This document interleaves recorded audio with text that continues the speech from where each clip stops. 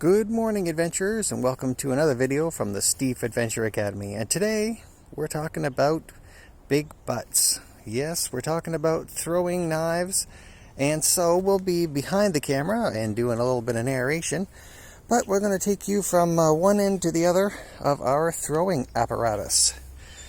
And so, pretty well starts with a big chunk of wood, and we were lucky enough to locate this monster. And just for scale, I mean, there's a human hand. It is much larger than it needs to be. But it's great for beginners, tomahawks, if you have a group of people over. It's just good fun. And frankly, if you're not destroying old Christmas decorations with your throwing knives, then what are you doing? So we'll walk you through what we've got here, and hopefully we'll do some bro science pro tips as we go, just to make things a little bit simpler. And so, this didn't start out the way it is, but here it is anyway. So we started out on a rigid frame, but what we found right away was it's super hard to mow because this thing weighs almost 100 pounds. And so we, in this part of the world, they do what they call a spring and a fall cleanup. So with baby carriages, you look for old baby carriages out for the garbage and you snake them. So underneath is the frame from the baby carriage. There's a wheel under here as well, so there's two wheels in the front, like there were on the baby carriage, and one wheel in the back. Being able to lock it is kind of nice, but you don't need it, but we kept most of the frame. So as you can see, what we did here is we created a framework that would hold the butt upwards. This wood weighs so much that we had to add this bar in later on, and you can see that this bar has even got some curve in it, which is holding it. Screws don't necessarily work. They work good in the framework, but to hold the actual wood, you're going to want nails, or lag bolts would be better. If I were rebuilding this, I'd buy some 8-inch lag bolts, 10-inch lag bolts. I would drill through here, lag bolt to the butt, because the vibration pulls it away from the stand. I've repaired it recently, pushed it back on, but you can still see the gap in this space and how much bow there is in this piece of wood, just trying to support all that weight, pulling it off. And when you're hitting it with almost a pound or 2 pounds of steel, 3 pound, 2.5 pound tomahawks, there's a lot of vibration. We added these brackets as well, these steel brackets, and these brackets are under tension, so they're screwed on a little bit too high and then pulled back, so that there's some of the spring force of the steel is actually pulling this thing backwards. And we had to add this brace in front as well, because the hanging mass of the butt was just too much. Most recent additions, under this space are the axles and the steel, just the threaded rod and nuts that we use to adapt the baby carriage wheels to these blocks. And of course, things are hitting here and bouncing off, flying down here and impacting on the steel. So we've added this decking recently. Minimal screws, so as the decking is destroyed, it's easy to take off. And the minimum of metal on top, so that we've got some bounce ability rather than smashy. Later on, because we're throwing a variety of sizes, shapes, and masses of steel at this target, we added this little gizmo. So this just clips on. It's, as you can see, sharp things cut other things. So what this little rope does, is it runs back all the way back to that block, which we'll talk about in a minute. So as you are probably aware, if you're getting into throwing, I think I've got another video on here about throwing specifically, but different lengths of throwing items and also weights require different distances away from the target so that they can achieve the right amount of flips. We like to throw at least one flip. 2 flips is even more fun, so 2 full rotations. Throwing a half rotation, you're very close, so that's great for smaller yards, but we're blessed with some space here at the Adventure Academy headquarters. And so let's follow this rope. So when you're setting up your rope, how do you know what the different distances are?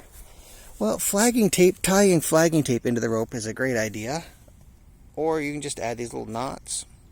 So 1 knot is for the small SOG or Smith & Wesson style throwing knives that we have from Cabela's. And then as we go out here, progressing a little bit in size and dimension, 2 knots. 2 knots is cold steel true flights. That's about the right distance for one complete rotation to the butt with the cold steel true flights. Then as we move up, the lazy spinners, like the Sure flight, the full 12-inch Sure flight, the torpedo, the mini torpedo, so the 1-pound torpedo rather than the 2-pound torpedo, and most of our hawks are thrown from the 3 knot position. And then we get all the way out to the end. Now we left extra because, again, other people come with different things. What do we get out here? Oh, well, it's a knife block. So these fancy stainless steel decorations come off. But what we did was we ran it through the table saw and we made the slots wider. We bored out the big hole, so the Sure flight used to fit here, although I think that warping is probably going to mean that it doesn't. And the true flights can drop in here, and then your various other smaller sizes fit in over here. So it gives you a spot to be able to drop your throwers in, either before your guests arrive or at the end of the evening, so you don't have a bunch of sharp steel laying in the grass in the dark whilst you're enjoying your bonfire. And so this is punctuated by the ye old survival knife that had a hole in it, so we drilled another one. That is not full tang, and that's just abusing that knife in that way. And so what does the range look like? Well, normally this would be full of this kind of steel you want to throw. The knots in our line give you an idea of where you should start throwing from, and then your target is right there. So that's pretty well the pros, tips, bros, science, front to back, tip to butt, as they say on Grand Thumb, of the throwing target. If you have a smaller butt, it'll be easier to work with because it won't have so much mass to deal with. But the baby carriage wheels, I would say, are a must because you can push it forward when you mow, you can move it around the yard, and it rolls off into the shed for the off season. Because you're probably going to lose your knives in the snow in this part of the world. So we'll just wander around again so you're getting some ideas of what we've done. The front section back here, the back, the front section at the back, that's funny. The back section is mostly supported by this kind of structure, so we didn't need a cross piece because we were using the steel frame from the baby carriage. If you don't have that, you're going to need to add something in. And these steel brackets, not only do they have some spring in them, so they help to maintain tension, but they really do help square things up. We had to add some in the front as well because that front bar right here, this bar has been flipped over, but you can see how it's hunka-chunked down underneath.